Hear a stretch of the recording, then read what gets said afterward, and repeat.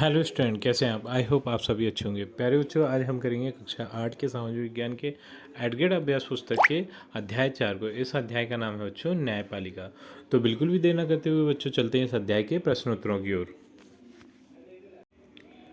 इस अध्याय का बच्चों जो प्रश्न क्रमांक 1 है वो है न्यायिक समीक्षा का अधिकार प्राप्त है। तो ये अधिकार प्राप्त है बच्चों न्यायपालिका को। प्रश्न क्रमांक 2 है जनहित याचिका की व्यवस्था विकसित करने का मुख्य उद्देश्य है। तो ये सी वाला है, न्याय तक ज़्यादातर लोगों की पहुंच बनाना। प्रश्न क्रमांक 3 है कौन सी बात फौजदारी कानून से संबंधित है। तो बी है ऐसे व्यवहार जिससे कानून अपराध मानता है।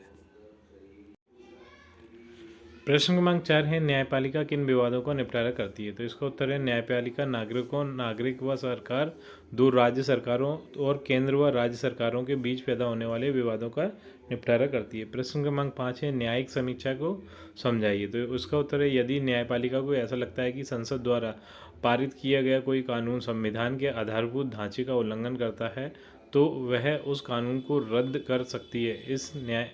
न्यायिक समीक्षा कहते हैं इसे न्यायिक समीक्षा कहते हैं। प्रश्न क्रमांक 6 है बच्चों भारत के सर्वोच्च न्यायालय की स्थापना कब हुई थी। तो इसका उत्तर है भारत के सर्वोच्च न्यायालय की स्थापना 26 जनवरी 1950 को की गई थी। प्रश्न क्रमांक 7 है स्वतंत्र न्यायपालिका किसे कहते हैं। तो इसका उत्तर है जब न्यायपालिका सरकार के अन्य अंगों से या किसी निजी समूह से अनुचित तरीके से प्रभावित ना हो तब हम इस प्रकार की न्यायपालिका को स्वतंत्र न्यायपालिका कहते हैं। प्रश्न क्रमांक 8 है देश की सबसे बड़ी अदालत कौन सी है, यह कहाँ स्थित है। तो इसका उत्तर है देश की सबसे बड़ी अदालत सर्वोच्च न्यायालय है, यह नई दिल्ली में स्थित है। प्रश्न क्रमांक 9 है उच्च न्यायालयों की स्थापना सबसे पहले किन प्रेसिडेंसी शहरों में की गई। तो इसका उत्तर है उच्च न्यायालयों की स्थापना सबसे पहले 1862 में कलकत्ता, बम्बई और मद्रास में की गई। ये तीनों प्रेसिडेंसी शहर थे। प्रश्न क्रमांक 10 है एकीकृत न्यायिक व्यवस्था से क्या आशय लिखिए। तो इसका उत्तर है विभिन्न स्तरों की अदालतों का एक दूसरे से जुड़ा होना एकीकृत न्यायिक व्यवस्था कहलाता है। इसका मतलब यह है कि ऊपरी अदालतों के फैसले नीचे की सारी अदालतों को मानना होता है। प्रश्न क्रमांक 11 है फौजदारी और दीवानी कानून में अंतर लिखिए। तो इसका उत्तर है फौजदारी कानून और दीवानी कानून। पहला है ये ऐसे व्यवहार या क्रियाओं से संबंधित है जिन्हें कानून में अपराध माना जाता है, जैसे चोरी, हत्या आदि।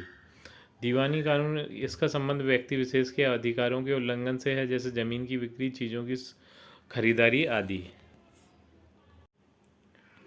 प्रश्न इसमें दूसरा बच्चों इसमें आमतौर पर एक FIR दर्ज कराई जाती है। ये FIR लिखा है बच्चों, फिर पुलिस जांच करती है, फिर अदालत में केस फाइल होता है।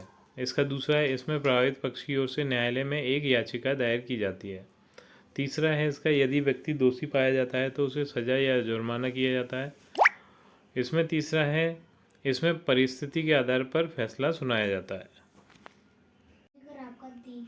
प्रश्न क्रमांक 12 है जनहित याचिका दायर करने का अधिकार किसे है, इसे कहाँ कहाँ दायर किया जा सकता है। इसका उत्तर है जिस व्यक्ति या संस्था के अधिकारों का उल्लंघन हुआ है वह जनहित याचिका दायर कर सकता है। यह याचिका उच्च न्यायालय या सर्वोच्च न्यायालय में दायर की जा सकती है। तो बच्चों इसी प्रश्न के उत्तर के साथ हमारी ये वीडियो कंप्लीट होती है। आई थिंक ये वीडियो आपको पसंद आई होगी। यदि वीडियो आपको पसंद आई तो वीडियो को लाइक करिए, चैनल को सब्सक्राइब करिए। आपसे मिलते हैं अपनी अगली वीडियो में।